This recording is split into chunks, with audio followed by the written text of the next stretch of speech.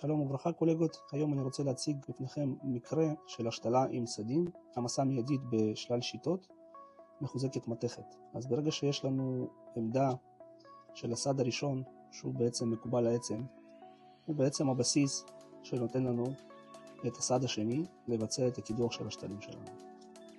לאחר מכן שאנחנו מבצעים את הקידוח, אנחנו רוצים לבצע המסה מיידית של הגשר הזמני, שבו בעצם אנחנו מקבלים גם את הסגר וגם את המיקום הנכון של הגשר הזמני.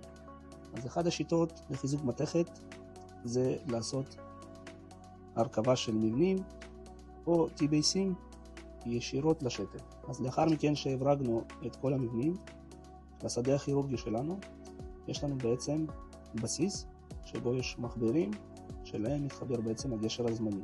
כאן אנחנו רואים את ה-T-Base'ים ישירות לשתל. הגשר הזמני מגיע עם מורפולוגיה מלאה, ניתן לבצע גם צביעה.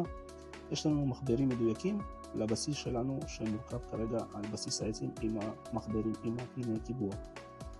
בתוך הגשר הזמני יש לנו חלל, והחלל הוא מיועד בדיוק לפס מתכת שתכננו מראש.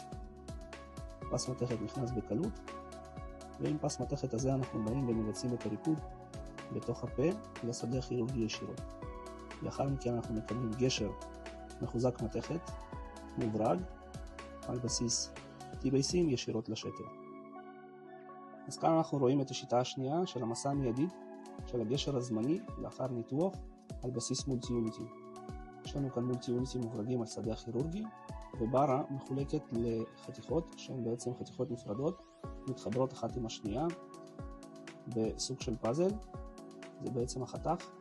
אנחנו מברגים את הברה למולטי-יוניט. כל חלק הוא בנפרד, שככה בעצם הוא מונע קומפנסציה של סטייה בזמן הניתוח. ברגע שהברה מורכבת, אנחנו יכולים או להלחים אותה בפה בהלחמה קרה, או להשאיר אותה כמו שהיא ולרפד אותה מבפנים עם הקרים. הגשר מתיישב למחברים שלו, שזה בעצם נותן לנו את הפוזיציה המדויקת של הסגר במיקום הגשר. עושים ריפוד ומקבלים גשר מרופד על בסיס bara מתכתית מחוברת למולטי-יוניטי. זו השיטה בעצם.